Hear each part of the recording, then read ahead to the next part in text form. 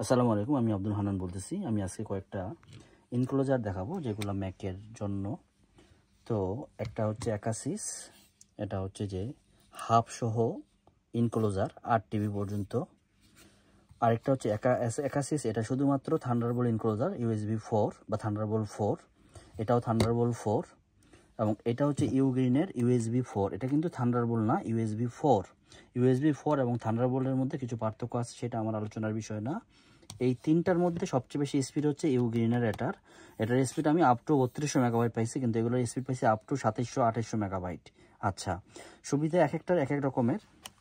আচ্ছা, আর হচ্ছে যে এগুলোর যেহেতু মোটামুটি ধরেন যে 3000 মেগাবাইট স্পিড, সেইখানে আমাদের যে নর্মাল আমরা যে এক্সটার্নাল এসএসডি চালাই, সেই এসএসডিগুলোর স্পিড পাবো 1000 মেগাবাইট। যদিও এই ট্রান্সেন্ডের এটার স্পিড হচ্ছে 2000 মেগাবাইট, কিন্তু ম্যাকের টাইপ সিগুলা 1000 মেগাবাইট হওয়াতে আপনি থান্ডারবোল্ট অথবা টাইপ সি যেখানে লাগান, এটা 1000 মেগাবাইটের বেশি পাবে না।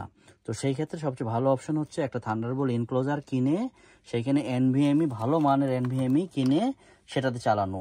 যেমন আমি এটাতে স্পেটিনাম চালাই, এটাতে ভাই কিনছে সেটা হচ্ছে যে আমরা কিনলাম আজকে ক্রুশিয়াল P3 প্লাস। এটা 2 টিবি, এটা 2 টিবি দাম 15500 টাকার মতন পড়ছে। এটা 5 বছর ওয়ারেন্টি বাইনারি লজিকের। এটা হচ্ছে ইউসিসির, এটা দাম 17000 টাকা, এটা এখন আউট অফ মার্কেট। আর স্যামসাংয়ের যেটা ছিল সেটা অরিজিনালটা 24500 টাকা ছিল। তো যাই হোক, এটাতে আমরা মোটামুটি 3000 মেগাবাইট রিড এবং রাইট একদম স্মুথলি পাচ্ছি।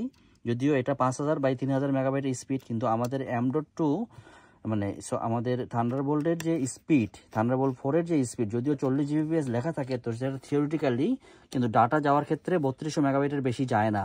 এবং থান্ডারবোল্ট 5-এর ক্ষেত্রে হলে থান্ডারবোল্ট 5ও 60 মেগাবাইটের বেশি, 60 মানে 6 জিবি বা 6000 মেগাবাইটের বেশি যায় না। কিন্তু ডিসপ্লে দেখাইতে সে 80 জিবি বা 120 জিবি পর্যন্ত সাপোর্ট করে। যাই হোক, তো আচ্ছা, আরেকটা ব্যাপার হচ্ছে থান্ডারবোল্ট ইনক্লোজার বরাবরই ভয়ঙ্কর গরম হয়, এটা নিয়ে আসলে দুশ্চিন্তা করার কিছু নাই। তো এটার সাথে আমাদের নিজস্ব ফ্যান এগুলা অনেকগুলো ফ্যান সহ থাকে, আবার অনেকগুলো ফ্যান ছাড়া থাকে না। তো ফ্যান ছাড়া যেটা থাকে না সেটা আমি নিতে মানা করব, কারণ হচ্ছে ফ্যানটা খুবই ইম্পর্টেন্ট। আরেকটা বিষয় হচ্ছে যে এটার সাথে একটা থার্মাল প্যাড দেয় তারা, থার্মাল প্যাডটা আমরা লাগাই নিব। তাই এই থার্মাল প্যাডটা দেয়, এই থার্মাল প্যাডটা আমরা লাগাই নিব। এই এতটুকুই আর কি। ধন্যবাদ।